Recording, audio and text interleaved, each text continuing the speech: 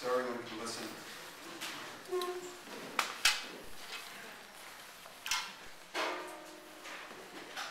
Well, Larry said I have some ideas to put me on the spot.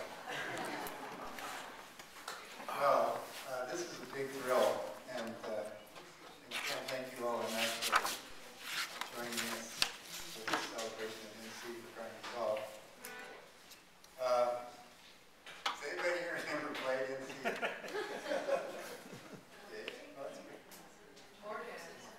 Oh, yeah. No, I mean, never played it. Oh, okay. There's a few that have never played. The good thing about NC is that you have to listen almost more than play.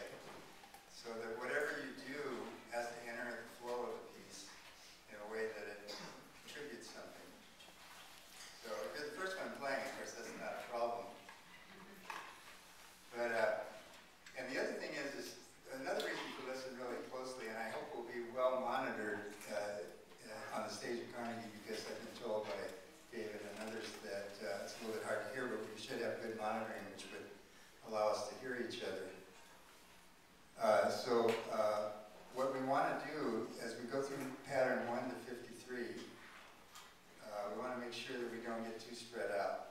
And I like to say about 4 or 5 patterns apart is sort of max. So if somebody's on pattern 22, you should probably be on 18 or 24 or something like that, if you feel like the middle of the piece is on that pattern.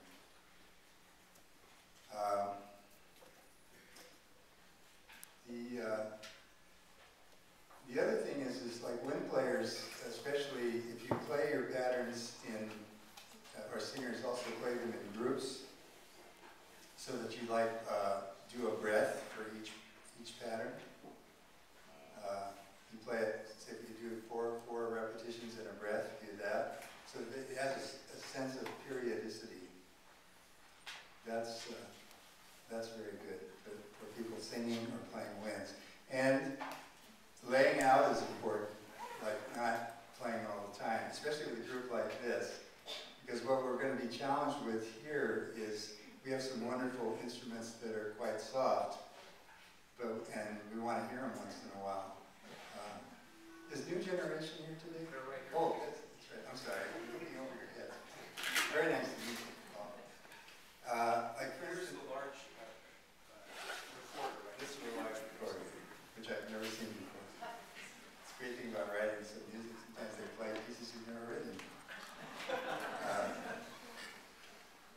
So, like, you know, it would be quite an interesting thing to, at some place in the middle of the piece, we get to a place where we just hear koto vortex. There's a vortex koto vortex, which are over there. My friends from Japan, hello. And so, you know, at some point, like you can imagine in the orchestration, we'd be hearing, everything else would kind of simmer down, and we'd hear just these soft, you know, New Generation instruments, and we'd hear kotos.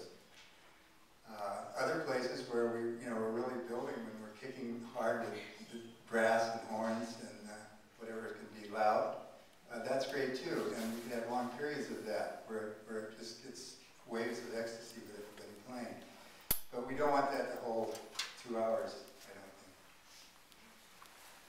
I guess the other thing I just say about this is to be thinking about while we plan for tomorrow night is a couple of things I thought about doing. Since we have 2 hours, we can experiment quite a bit. And I think that we should make this a special kind of performance. For one thing, I've written lyrics for it this time. And we'll use that with all the singers. That'll be an element. We're planning to open the evening with my good friend from India, Ustad Mushkar Ali Khan, who will do an invocation. He's a wonderful vocalist from India, and he will do an invocation in Rag Yemen Kalyan, which has a similar scale to NC. And it'll kind of like just come from, sound like a distant temple or something if we do it right. And maybe we'll lay down a long drone with the orchestra underneath the singing. I think everything except keyboards would be possible for that. Maybe even as solo percussion. Did you bring cymbals here? Yeah. Yeah, so maybe some cymbal rolls or something could come out of that. So before the pulse starts, we would have this kind of vocal invocation with the drum. Then what I would like to hear happening is the drum starting, but instead of higher, the pulse starting, instead of high, we start at low and rise from low to high, just from the vocals, so that we get this kind of pulsing energy that starts from the lowest tones up to high tones and finally ends up like with the piano. The other thing I'd like to do, let's see, I made a few notes here, but I think when we get to the stage, is it possible for the percussionists to spread your instruments out across the stage some way so we get these kind of waves of sound, cymbals and things moving in space? I think We're happy to, yeah. we're up for If there's whatever. space, You can do it? yeah. We've been told we have a 16 by 10 platform. Yeah. Have But to be we're up careful for it. with the stage layout, because it's. Yeah. Okay, well this is a wish list. Yeah.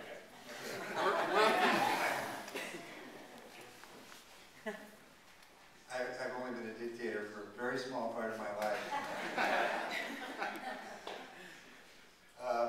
Okay, another idea. Is Lenny here? Lenny Pickett? Hey, Lenny. It's many years I haven't seen you. Hi. Lenny, Evan, Mark, Jan. I don't know who else. These are people I know now. I'd like to have one jam session in NC, and which would come on figure 46. So it could become, the jam could like build into a kind of chaos there. And you could do clarinet, saxophone, duels, or whatever. So it's just to build it really there and become chaotic and leave in C, except for that pattern would nail the ending part of it. And that doesn't limit other people from doing that, but I just am picking people I know that would be good for this kind of activity. Evan has done it before, Mark has done it before. So mark that pattern down for the people that would want to do that.